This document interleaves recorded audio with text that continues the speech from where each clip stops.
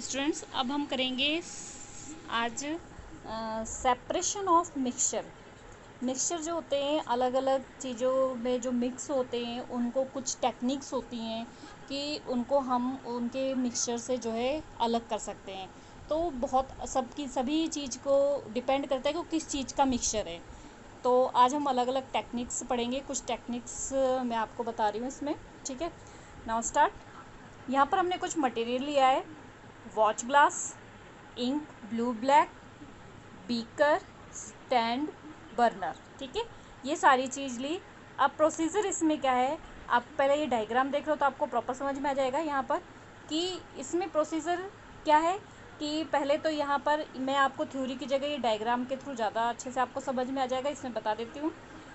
यहाँ पर आपने एक स्टैंड ले लिया है, ठीक है, इसको बोलते हैं बर्नर, ये बर्नर है, ठीक है। और ये क्या हो गया, स्टैंड, ट्रीपॉड स्टैंड इसको बोलते हैं, ये बर्नर हो गया।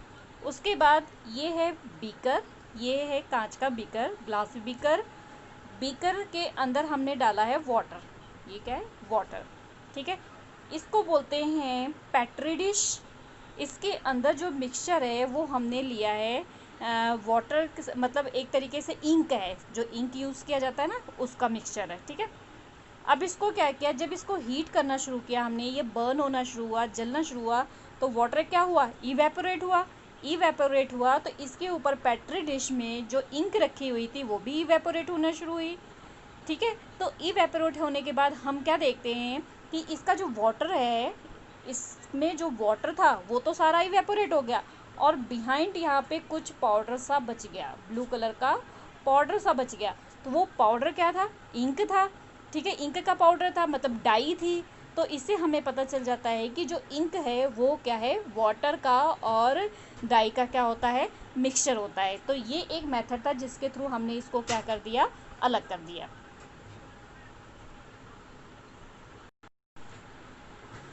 अब इसमें जैसे कि अभी मैंने आपको कंक्लूजन बताया, it can be conclude that the ink is not a pure substance. इससे हमें क्या पता लग गया कि इंक जो है ये प्योर सब्सटेंस नहीं है, but it is a mixture of dye. ये क्या है, मिक्सचर है डाई का in water which can easily be separate by the evaporation method. Water के साथ ये मिक्स था जिसको हम इजीली इवेपोरेशन मेथड से क्या कर सकते हैं, सेपरेट कर सकते हैं। Ink is not a single substance, इससे हमें ये भी कंक्लूजन निकल गया कि इंक जो है वो सिंगल सब्सटेंस नहीं है। Evaporation taking place from the watch glass containing ink. जो इवेपोरेशन हुआ तो उसमें वॉच ग्लास में क्या था, हमारे पास इंक था, जिसकी वजह से वाटर तो इवेपोरेट हो गया और इंक जो है, जो डाई है वो बच गई। Applications of evaporation process are as follow, मतलब क्या इसके एप्लीकेशंस हैं। तो this method can be use to separate the volatile component में जो घुल जाते हैं यानी कि सॉल्वेंट, ठीक है, फ्रॉम इट नॉन वॉलेंट सॉल्यूट, और जो नहीं मिक्स होते, जो नहीं घुलते। तो इसमें मतलब जो ऐसे एक तो जो मतलब इवेपोरेट हो जाए और एक इवेपोरेट ना हो, ऐसे सब्सटेंस को हम इस प्रोसेस के थ्रू क्या कर सकते हैं, सेपरेट कर सकते हैं। इसी मेथड के थ्रू आपने देखा होगा जो हम सॉल्ट खाते हैं वो भी क्या होता है, इसी मेथड के थ्रू सेपरेट किया जाता है। तो to obtain common salt from the sea water is trapped in a small shallow pit called the lagoons, and it allowed to stand there for a few days. During this time the heat of the sun evaporate water in these pits leaves behind the solid salt. This salt is further purified by the crystallization method which you will study in the latter parts of this chapter. हम क्या करेंगे, common salt को कैसे separate किया जाता है ये बता देते हैं। इसमें क्या होता है, जो भी समुद्र का किनारा होता है वहाँ पर एक जगह बनाई जाती है, शैडो सी बनाई जाती है, जिसको पिट्स बोलते हैं, ठीक है। उस शैडो मतलब सॉरी जिसको लैगून्स बोलते हैं, उस शैडो में वो सारा सी वाटर को ट्रैप कर लिया जाता है, इकट्ठा कर लिया जाता है। फिर जब वहाँ पे कड़क धूप होती है और हीट होती है तो इससे क्या होगा, पानी सारा इवेपोरेट हो जाएगा और नीचे जो साल्ट है, सॉलिड साल्ट बच जाता है। फिर उसको क्रिस्टलाइजेशन मेथड से उस सॉल्ट को अलग कर लिया जाता है, और इस क्रिस्टलाइजेशन मेथड को हम आगे पढ़ेंगे, ठीक है। नेक्स्ट हमारा है, ये तो हमने देख लिया इवेपोरेशन के थ्रू कैसे होता है। नेक्स्ट है to separate cream from milk by using centrifugation method. Centrification method क्या होता है कि जैसे कि आपने घरों में देखा होगा कि दूध से जो कहते हैं मलाई, जो घी उसको निकालते, तो क्या देखा होगा आपने, आपकी मॉम्स क्या करती हैं कि एक पॉट लेते हैं, उसमें ये मिल्क ले लेते हैं, ठीक है, उसमें कुछ इस तरीके से एक मथनी डालते हैं और उसको गोल गोल गोल गोल गोल गोल रोल करते हैं, जिससे कि उसमें से क्या हो जाता है, मिल्क अलग हो जाता है, उसकी क्रीम क्या होती है, अलग हो जाती है। तो उसी मेथड को, मतलब मिल्क से क्रीम को अलग करना सेंट्रीफिकेशन मेथड कहलाता है। अब इसमें हमें क्या क्या मटेरियल रिक्वायर्ड है, full cream milk machine, centrification machine, या फिर milk churner. Milk churner means जो मैंने अभी आपको बताया, इस तरीके से जो मथनी होती है इस तरीके से, ठीक है। एंड जस्ट टेस्ट ट्यूब, क्योंकि ये जो मशीन होती है सेंट्रीफिकेशन, इसमें टेस्ट ट्यूब की ज़रूरत पड़ती है। अब प्रोसीजर देखते हैं हम। Take unboiled cold milk in 2 test tube. अब हमने अनबॉइल्ड जो है कोल्ड मिल्क ले लिया टेस्ट ट्यूब में, and place this test tube in a centrifugation machine, और उसको सेंट्रीफिकेशन मशीन में डाल दिया, ठीक है। Centrifugation it is a high speed by using a hand centrifugation machine for 2 minutes and observe. देखो यहाँ पर ये डायग्राम है, जैसे आप इस डायग्राम में देखो, इसमें क्या है, ये मशीन है आपकी, ये मशीन है, यहाँ पे ये टेस्ट ट्यूब्स होती है, ठीक है, बहुत सारी टेस्ट ट्यूब लगी होती है, इसके अंदर मिल्क डाला हुआ है, ये पहले है, ठीक है। उसके बाद यहाँ पे मोटर लगी होती है। अब इसकी वजह से ये जो मोटर है ना, ये घूमनी जैसे शुरू होती है, तो घूमने 2 मिनट घूमने के बाद हम देखते हैं कि टेस्ट ट्यूब कुछ ऐसी हो जाती है, मीन्स मिल्क नीचे रह जाता है और क्रीम क्या हो जाती है, ऊपर आ जाती है, ठीक है। इसी तरीके से हम उसको क्या कर सकते हैं, अलग कर सकते हैं।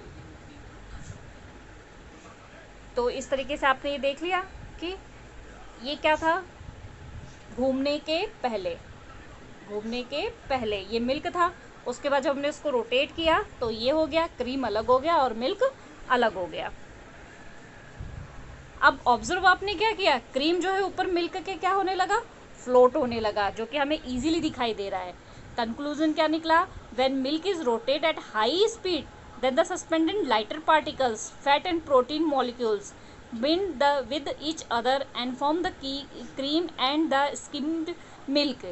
तो क्या होता है कि जब हम, क्या कंक्लूजन निकला, जब मिल्क को हम तेज़ी से रोटेट करते हैं तो उसके जो लाइट पार्टिकल्स हैं, लाइट पार्टिकल्स उसमें क्या है, फैट है, प्रोटीन मॉलिक्यूल्स है, वो सारे क्या होते हैं, क्रीम के रूप में ऊपर आ जाते हैं। द क्रीम बीइंग लाइटर, हल्की होती है cream, float over the skimmed milk, जो स्किम्ड मिल्क होता है, जो बचा हुआ मिल्क होता है, उसके ऊपर वो क्या करती है, फ्लोट करने लग जाती है, which can be removed easily, जिसे हम आसानी से अलग कर सकते हैं।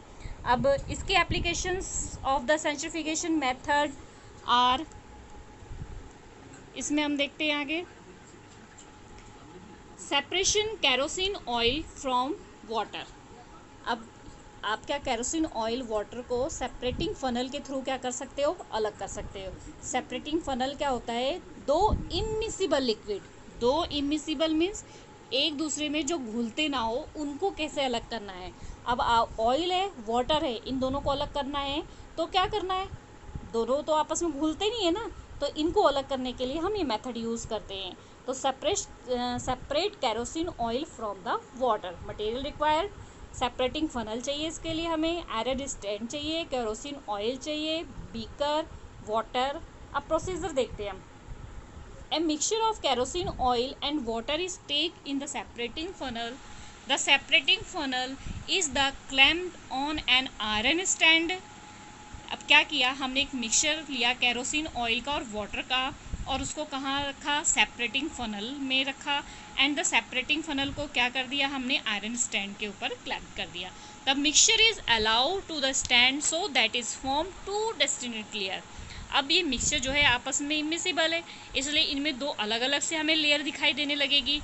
एक clean beaker is placed below the stop cork के नीचे एक क्लीन बीकर रखना है। Open slowly so that water falls into the beaker, तो वाटर जो है उस बीकर में जाने लगेगा। Close the stop cork of the separation funnel at the oil reaching the stop clock. ये आपको मैं बताती हूँ किस तरीके से। आप ये डायग्राम देखो, इस डायग्राम में आपको क्लियरली समझ में आ जाएगा। ये हमने मिक्सचर ले लिया, थोड़ी देर तक अगर हमने इसको, ये फनल है, ये सेपरेटिंग फनल है, ठीक है, इसको सेपरेटिंग फनल बोलते हैं। अगर इसको थोड़ी देर तक हम नहीं हाथ लगाएंगे, रखेंगे वैसे ही, तो क्या होगा, इसमें कि ऑयल ऊपर आ जाएगा और वाटर नीचे। तो यहाँ पर ये कॉर्क लगा होता है, इसके नीचे हम एक साफ पॉट रख देंगे। उसके बाद क्या होगा, साफ पॉट रखने पर क्या होगा कि जब हम देखेंगे कि ये दोनों सेपरेशन अलग हो गई, तो ये धीरे से हम इसको कॉर्क को ओपन करेंगे तो ये वाटर क्या होगा, नीचे आना शुरू हो जाएगा। जैसे ही ये लेयर जो है यहाँ आ जाएगी, इसका मतलब सारा वाटर आ गया, तुरंत हम इसको क्या कर देंगे, बंद कर देंगे, तुरंत हम इसको क्लोज कर देंगे।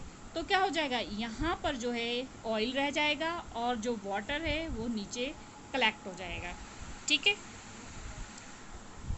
now next separation is next time.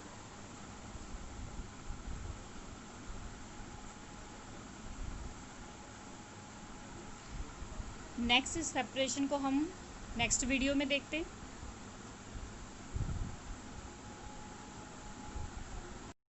Next students हम देखेंगे फिज़िकल एंड केमिकल चेंज। ये आपने 6th क्लास से ही इसको पढ़ा हुआ है कि जिसकी जो है प्रॉपर्टी चेंज हो जाती है वो क्या होता है केमिकल चेंज, जिसकी प्रॉपर्टी नहीं चेंज होती है वो क्या होता है फिज़िकल चेंज। तो यहाँ पे हम कुछ डिफरेंसेस में देख रहे हैं। फर्स्ट हम देखेंगे फिज़िकल चेंजेस।